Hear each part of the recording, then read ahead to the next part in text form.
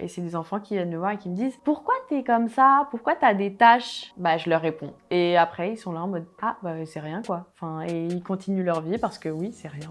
Bonjour, je m'appelle Victoria et je viens ici pour vous parler du vitiligo. Mes premières taches, elles ont apparu à l'âge de 14 ans. Ça a commencé avec une petite tache au niveau de la paupière, puis après sur le nez. Je suis partie me faire diagnostiquer avec une dermato qui pensait que j'avais d'abord un psoriasis, mais qui s'est rendu compte que c'était un vitiligo. Quand on me diagnostique le vitiligo, je sais ce que c'est visuellement, parce que j'avais vu des photos aussi de Winnie Harlow et de Michael Jackson et toutes les polémiques qu'il y avait eu sur sa couleur de peau. Et en fait, moi, toute l'image que j'avais, c'était je vais devenir toute blanche parce que Michael Jackson était tout blanc. Donc je savais ce que c'était, mais de savoir qu'on l'a soi-même, c'est différent. Donc je sais que j'avais un peu paniqué, j'étais là en mode oh. Je pense que c'était un peu un choc. Si c'était un psoriasis, ça se réglait avec un traitement, alors que là, on me faisait comprendre que j'aurais ça toute ma vie. Ce que je comprends, et puis j'en avais beaucoup discuté avec ma maman à l'époque, c'est que le système immunitaire, il va pas bien et il faut l'aider, il faut user des vitamines, de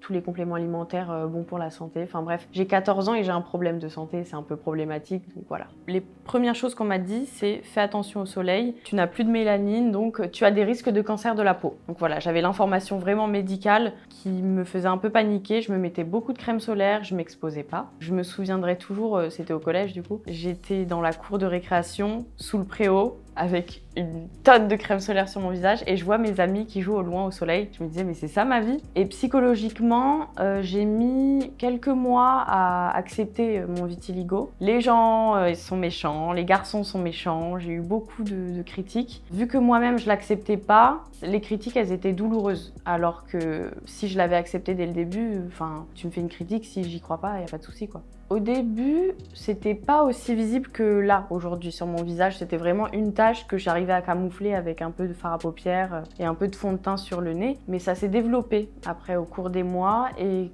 quand ça a commencé à se développer, j'ai fait des premiers shootings photos. Et en postant ces photos, j'ai réussi à avoir des contacts avec des gens de la communauté du vitiligo. Et je me suis rendu compte que je n'étais pas toute seule et que y a toute une communauté de modèles, de mannequins, d'acteurs, enfin de personnes qui sont dans le milieu de l'audiovisuel. Et de se rendre compte qu'on n'est pas tout seul et qu'on n'est pas juste bizarre, ça fait du bien.